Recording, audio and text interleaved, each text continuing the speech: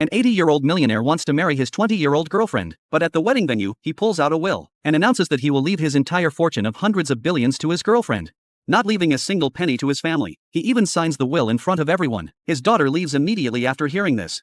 Папа, не делай этого. His son Danny also disagrees, but is unable to stop his father. In front of everyone, the millionaire prepares to sign the will, but just then, after a moment of chaos, the wealthy man died on the spot.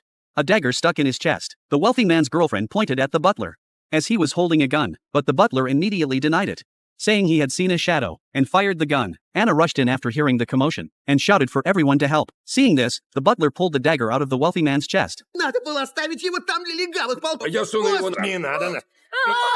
Fortunately, there was a detective at the scene. He advised everyone not to touch the body, to avoid interfering with the police investigation. After listening to Jack, everyone calmed down. At that moment, they were on a cruise ship, so the murderer could only be one of them. He ordered the captain to seal off the scene and have everyone return to their rooms. Once the ship docked, it would be handed over to the police. That night, Jack and his wife discussed the case. Jack believed the murderer was the wealthy man's son, Danny, because he was the biggest beneficiary, and disagreed with his opinion, because the most obvious suspect was not the real murderer. But just then, a gunshot rang out outside. The two rushed out to investigate, and discovered that it wasn't someone else. It was the wealthy man's son, Danny. He was holding a weapon, as if he had committed suicide. After dawn, the cruise ship finally docked, and the police were already waiting there. 2 people had been killed on the cruise ship. The sheriff had to be on high alert, and questioned everyone individually, but everyone gave the same answer. When the sheriff asked who was most likely the murderer, everyone gave the same answer. The sheriff then questioned the detective couple. They were also interested in the police investigation. Кто главные подозреваемые? Вы. Because everyone else is family or friends, only the 2 of them are outsiders, and they were only on the ship for 2 hours. The wealthy man was assassinated, so they must be the real murderers. This illogical deduction left the Jack couple baffled. The sheriff presented a piece of evidence. He had already investigated Jack, who was actually just a patrol officer, not a real detective. The liar was more likely to be the murderer, so he detained the Jack couple's passports until he found evidence proving they were the murderers.